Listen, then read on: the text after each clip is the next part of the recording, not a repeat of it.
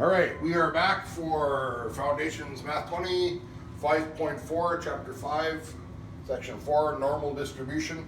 So we're going to look at properties of normal distribution. Now there are certain things that in life that are distributed in what's called a normal distribution fashion, right?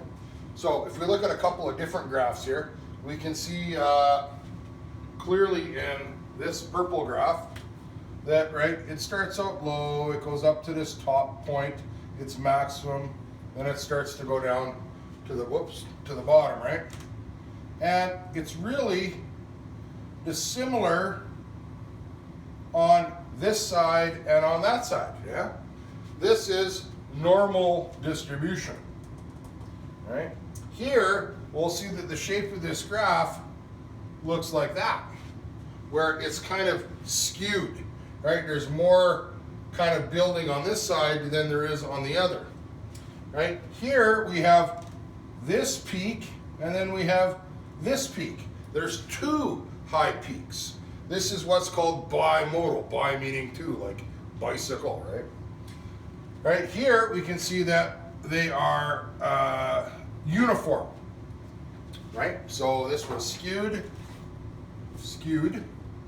this was uniform, right? This was bimodal, right? Not that you have to remember this, but, right? So we get information in graphs all the time that represent kind of some things that are going on. So for example, this could be a really slow buildup of a disease where the maximum people who got sick up here, and then it tapers off slowly, just as slowly as it did as it built. But then all of a sudden people were reinfected and it started to build up again to a highest point, and then it started to taper off again. That would be bimodal, right? What we will find with the coronavirus is pretty interesting that we're doing this video now, or we're doing this math lesson now, is that there are going to be an average number of people who got sick due to the coronavirus, right? Some people this will be our mean, all right? And some people will be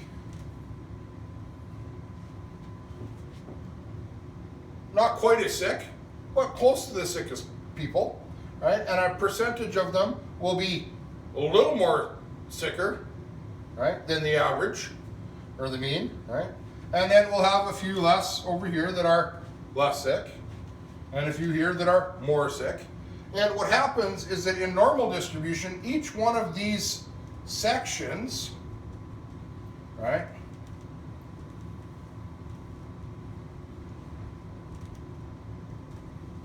will be equal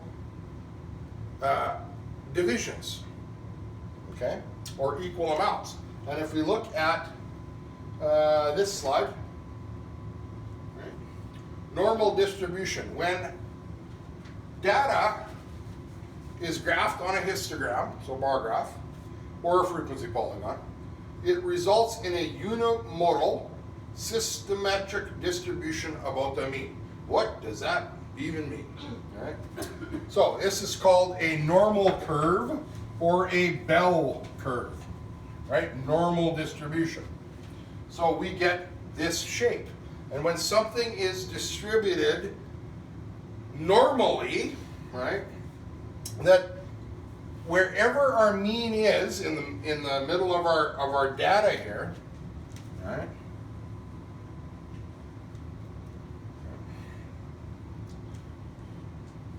that each of these divisions will be a deviation above,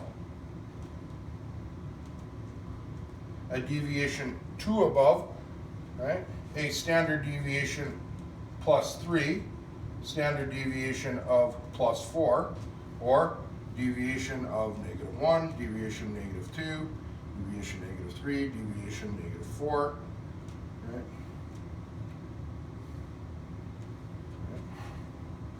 So something that is within 1 deviation below or 1 deviation above, that when we look at all of the people, that's 100%, yes, all of the people, that 34% will be below that average, whatever that average happens to be, and 34% will be within 1 standard deviation above, right?